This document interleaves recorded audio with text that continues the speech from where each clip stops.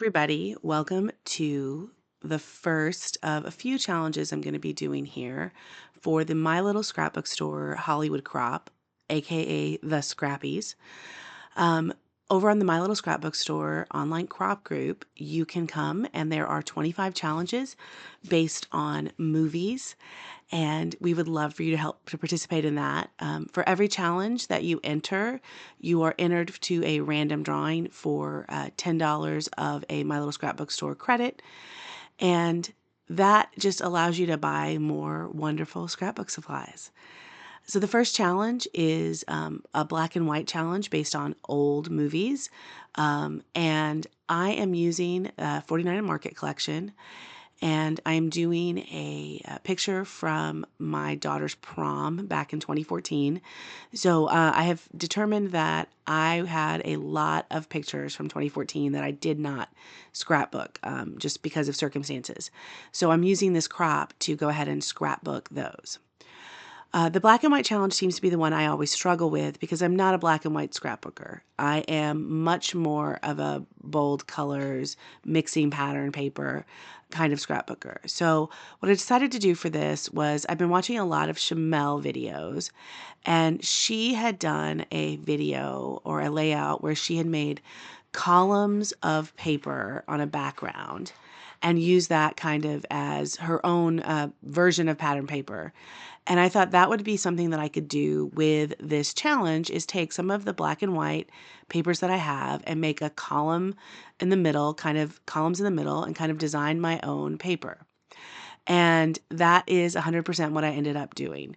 So I have all of these different, I believe it's from the charcoal collection, all of these different black and gray and white papers. I put it on a white solid background. And then I'm going to do that in the I go to the middle and you move to the left. And then I am just going to kind of do that as part of creating the challenge. Now, I also have this print paper that was like for a library set of paper, and it just has words on it. I'm using that as kind of my last paper. To give the paper a little bit more dimension, I border punched with two different border punches two of the papers. So the one on the very outside edge, I did a big scallop, and this one I did kind of a smaller scallop, open scallop on, and that just kind of gives it a little bit more dimension. I wasn't sure. You're seeing there's a lot of rub-ons, there's some washi tape, there's a lot of stuff on my desk. I wasn't sure what I was going to do. I had frames, and I end up mainly using paper and rub-ons. That's the main embellishments for this. I do love how this turned out. It is, let's be honest, it's not my favorite because I do miss having a lot of color on the page. But the fact that there is color in the photo helps me. And then all of the black and white kind of just is emphasizing this photo. Now, this photo is of me and my two daughters. Like I said, 12 years ago. Oh, wow. Not a scrap of gray in that hair yet. And, it's okay. The gray gives you, what is it? Character? I don't know is that really the word I want to use here? And then I have all of these rub-ons that have just been kind of sitting in that packaging, waiting to be used. So I decided this would be the best time to get these rub-ons out and just use them. So I'm going to use finish one full sheet of rub-ons here with the florals, and then cut into another one. Excuse me. And I'm just layering the rub-ons together. I'm just putting them on top of each other, kind of creating little clusters. Basically, I'm kind of making my own pattern paper. Now for a title, I wanted Life is Good. It's in white stickers. It's from a L Studios collection that I've had for a while of just these words in white. Have not opened it. I think I've probably had that for 4 or 5 years. The fact that that's the white text, it stands out better in the person than it does on the video, but you can read it fairly well. Then I have these little arrows as part of one of the rub-on sheets, and I just decided to add it right there underneath the photo just to add a little more texture. And I just did 3 kind of rows of different numbers of arrows, creating like a little diagonal, almost like a little tail or a tag there. Then I'm going to put some more rub-ons in the other corner. Oh, no, first I'm going to find the word loved. I really wanted this word loved on here, and I was looking for a good place to do it, and I said, you know what? What's the beauty of rub-ons? You can put them right on a photo.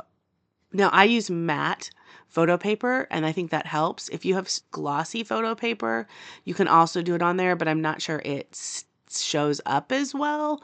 But the matte photo paper, it's just like regular paper, so it works very well to have the rub-on it.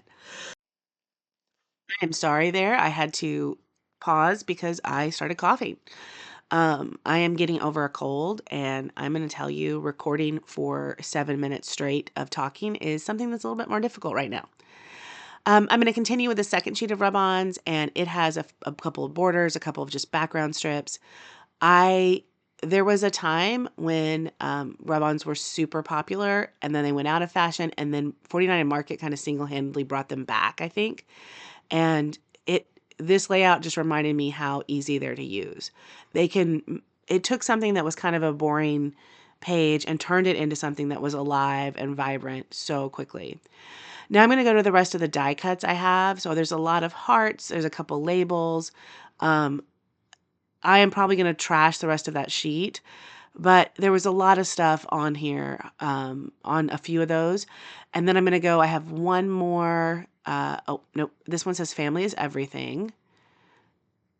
And I found just sitting over there the last of the rub-ons that I intended to use. So I'm going to go ahead and put that one up there.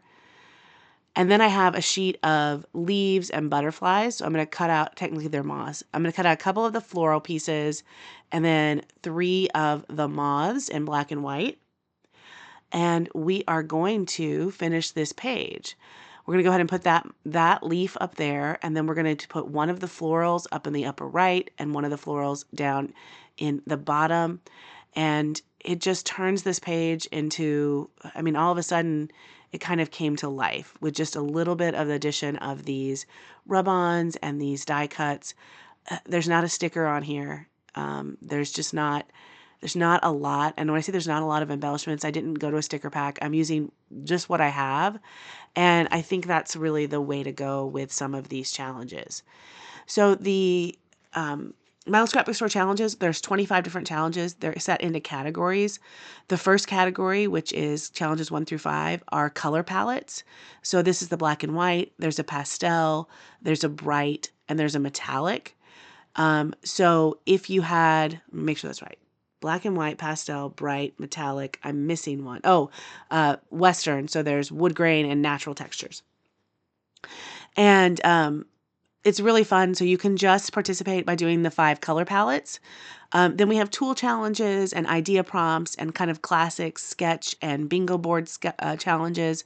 So if you're interested in challenges, or this is something that you think you might be interested in doing and looking at, please go over to the My Little Scrapbook Store online crop page on Facebook. I am one of the design team members, and you'll be seeing me go live throughout the weekend here, and also on my channel, you'll see a few more of these challenges pop up. But thank you so much for watching. I hope you enjoyed my take on black and white old movies, and I will see you next time with another layout. Thanks, everyone.